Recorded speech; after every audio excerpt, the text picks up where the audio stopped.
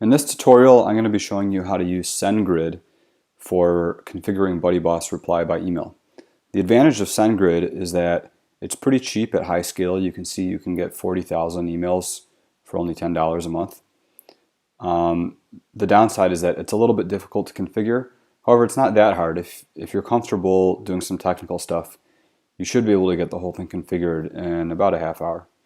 So I'm going to go ahead and start with the free plan, which is what I recommend you guys doing.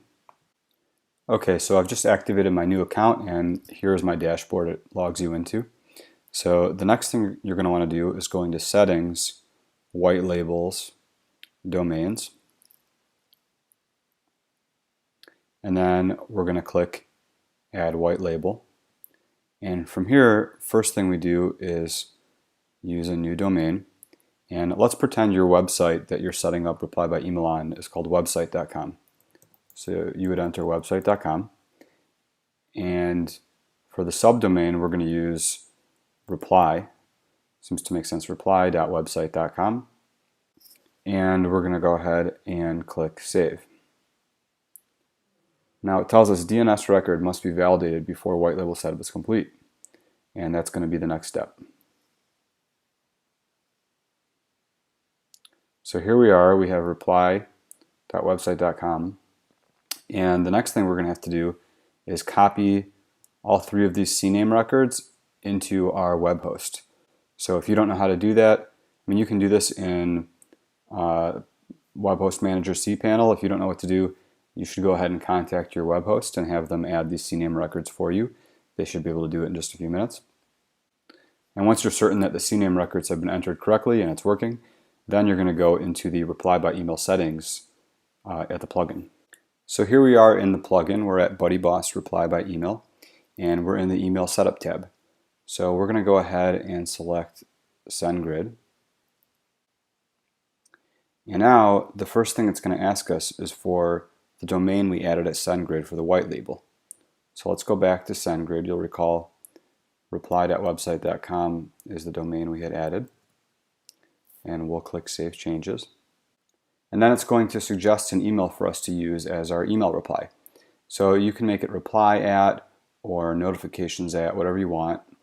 The idea is when one of your users receives an email notification from BuddyPress, it's going to autofill this email as the reply. So when they click to reply, it's going to get sent to this, and through SendGrid, this is going to map it back to your BuddyPress site. So you will need to put in, it could be reply at or bob at, whatever you want to use here. So the next step is to take this information and paste it back into SendGrid in the inbound parse section. You can click this link, which will take you there if you're logged into SendGrid.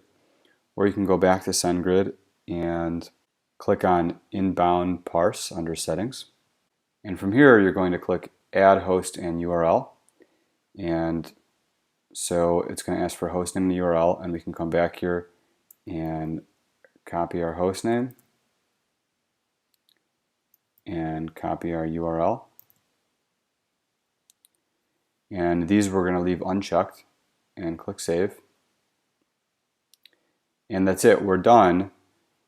Now you should be able to test it and see if it's working. So the way to test it is to click on the Send Test button. And then on the Send Test page, you can enter your own personal email address here. Click Send Test. And it will send a test email to your actual email address. And then you can log into your email and reply to that email. And if it works, your reply will show up in here. You can click Logs and see a history of all the tests. And that way you can confirm if the service is working for you.